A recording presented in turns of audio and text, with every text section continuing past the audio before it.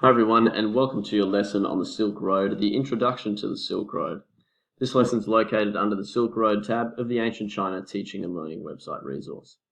Your success for this lesson, your success criteria, by the end of this lesson you need to know the Silk Road, and by the end of this lesson you need to be able to explain why the Silk Road was important for ancient China. So task 1, same as the last couple of lessons, is to watch this TED-Ed video and write down 3 facts while you're watching the video.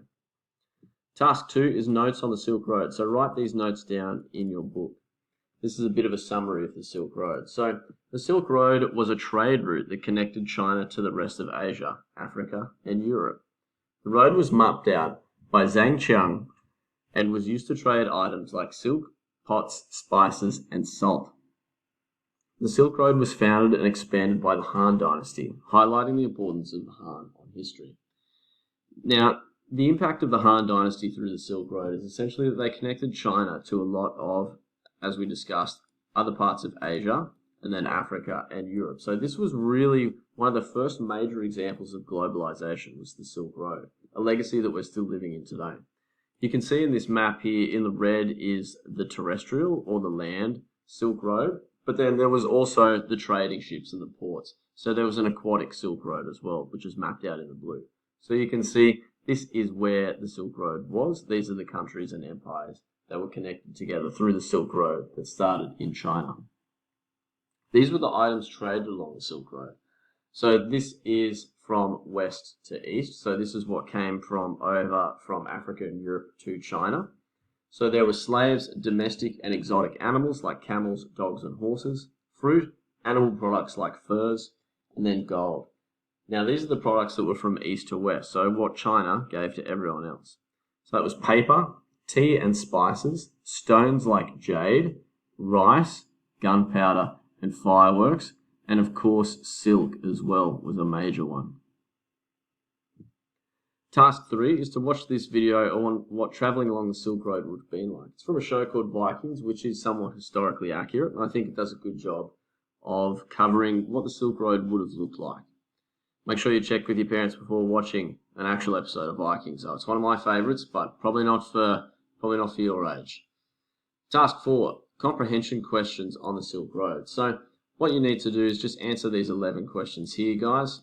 You can open up the Ducksters link again to find the answers, and you can use Control F to help you locate specific words. So for instance, if you're looking for Yuan Dynasty, type in the word Yuan, and you can be able to find the answer for that last question there. So make sure you're using Control F for that one. After that, guys, task 5 is source work on the Silk Road. Source 1 is the map of the Silk Road made by Ibrahim Muzaddin.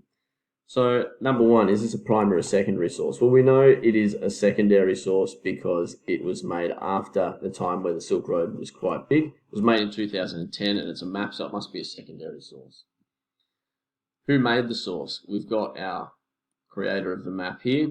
Why is this source useful for studying ancient China? Well, it tells us the countries that China was connected to, the empires China was connected to. It also tells us where the Silk Road was, and that there was a land Silk Road and an aquatic Silk Road, which is the answer for number 4. And name 3 countries that China traded goods with. So you could have India, you could have the Arabian or Persian empires, you could have Egypt and Somalia as well. Some of your answers for those ones.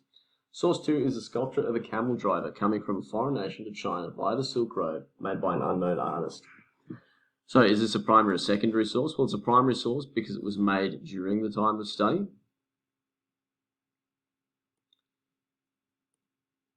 Who made the source? Well, it's made by an unknown artist. That's all the information we have, so that's the only thing we can go off.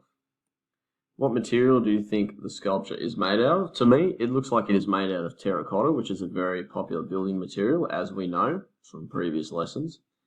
Why do you think this sculpture would have been made? It may have been a gift for someone. It may have been an ornament or something in a noble's house. However, it does give us good insight into what travellers along the Silk Road and what merchants along the Silk Road looked like. It also tells us what mode of transport they used. Now, source 3 is an interesting one. This is a statue of a laughing Buddha from the Yuan Dynasty. So a laughing Buddha looks quite different to a traditional Buddha. So I'm going to read the description here. Buddha is the central figure of the religion called Buddhism. Buddhism originated in India. The religion of Buddhism spread to China because of the Silk Road. The laughing Buddha is a Chinese take on the traditional Buddha. It is believed that if you rub the belly, you'll get good luck. Click on the statue of the laughing Buddha to see what the traditional Buddha looks like. So I'll go ahead and click on that picture. So we can see this is what a traditional Buddha looks like in and around India. But this is what it looked like upon its cultural interpretation on its journey to China. So is this a primary or secondary source? So it is a primary source. It was made during the Yuan dynasty. What religion does the statue come from? Buddhism. We know that from the description. Why does the laughing Buddha look different to the traditional image of Buddha? You might have to think about that one a bit deeper and use the word cultural influence as well. Based on this source, outline one impact of the Silk Road. Well, it connected people and it also expanded religions. Could be one of your answers for those. And lastly, guys, to round off the lesson, if you click on the image here, it'll take you to a Kahoot you can play with your class that is on the Silk Road. So thanks for watching, guys. A lot to do in that lesson. Please make sure you go ahead and subscribe to the YouTube channel if you want to stay updated to any new lessons that are made, or you want to stay updated to any new websites that are made, like the Ancient China one here. Thank you.